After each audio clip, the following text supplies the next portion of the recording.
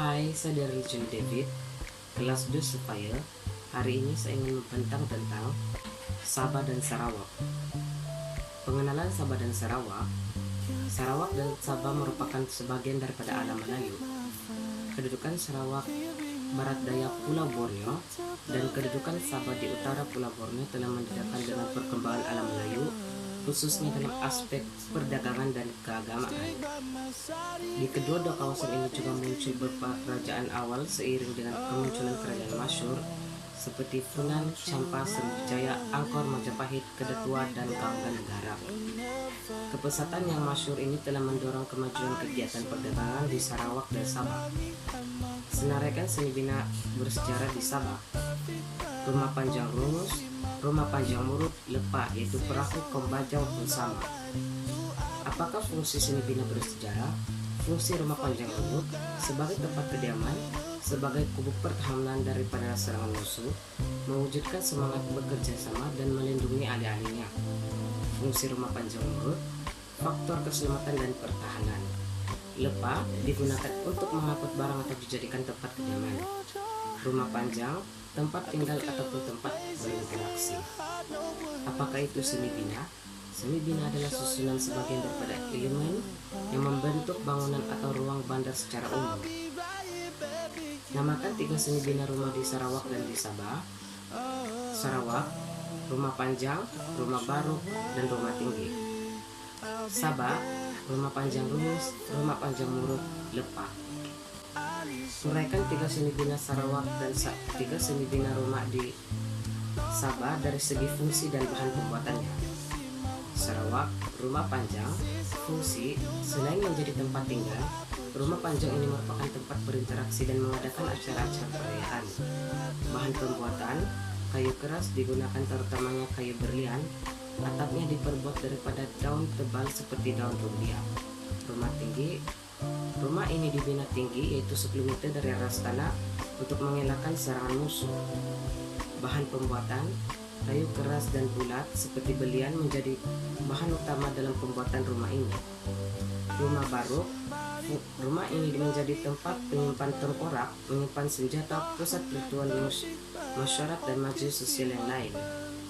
Bahan pembuatan, kayu keras yaitu belian digunakan untuk membina barok, atapnya akan ditutup dengan daun rumbia dan dinding pula diperbuat daripada bulu. Uraikan ciri-ciri seni bina rumah di Sarawak dan Sabah. Rumah panjang, seni bina kaum Iban Bidayu dan orang Ulu untuk keselamatan dan pertahanan serta mewujudkan kerjasama di kalangan penduduk. Bilik, ruang bilik bagi setiap keluarga. Ruai, tempat berkumpul untuk majelis sosial. Tanju, ruang pelbagai guna. Rumah tinggi, hasil binaan unit kaum Malanau, dibina tinggi 10 meter dari aras tanah untuk mengelakkan serangan musuh. Rumah baru, seni bina kaum Bidayu, rumah bulat dan berbentuk kon dengan puncaknya dihiasi dengan lambing burung penyalam. Rumah ini tempat menyimpan tengkorak, senjata, pusat ritual masyarakat dan majelis sosial yang lain. Sabah, rumah panjang rungus, bilik tidur dibina dengan kedudukan kepala pada sudut tepat arah Gunung Kinabalu. Rumah panjang murut, pintu rumah tobon dibina di tepi rumah. Terdapat ruang memanjang yang memisahkan bilik-bilik keluarga, sulap. Di bagian tengah terdapat tempat pertemuan salo. Terdapat lantai untuk tarian atau lansaran. Lepa, perahu yang diperbuat daripada kaum bajau sama di pantai timur Sabah untuk mengangkut barang dan tempat kediaman. Pantang larang semasa membuat lepa adalah memberi perhatian kepada hari dan bulan untuk mengambil kayu dan bahan lain. Apakah faktor yang mempengaruhi seni bina rumah Sarawak dan Sabah? Masyarakat Sarawak dan Sabah menggunakan kebijaksanaan mereka untuk menghasilkan rumah yang bercirikan budaya mereka tersendiri. Masyarakat Sarawak dan Sabah juga menggunakan sumber alam untuk meneruskan kelangsungan hidup. Mereka menerima pengaruh dari luar seperti daripada alam Melayu untuk meningkatkan kualitas hidup yang lebih baik. Sikap kerajinan dan keterbukaan masyarakat Sarawak dan Sabah membantu mereka mencapai kemajuan diri dan negara. Bagaimanakah cara memelihara seni bina bersejarah? Kementerian Penerangan, Komunikasi dan Kebudayaan perlu menjaga struktur binaan bangunan-bangunan bersejarah supaya keunikan seni binaannya dapat dikekalkan.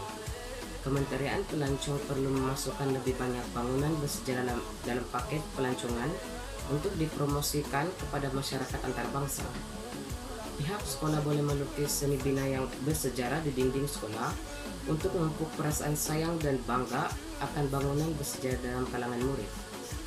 Pihak sekolah juga boleh mengadakan pertandingan melukis esai mengenai usaha-usaha menjaga bangunan bersejarah kepada murid-murid. Ibu bapak boleh membawa anak-anak semasa musim cuti sekolah ke tempat-tempat yang menarik, termasuklah melawat seni bina bersejarah, agar anak-anak dapat melihat keunikan binaan, seterusnya mampu memupuk semangat patriotik dalam diri mereka.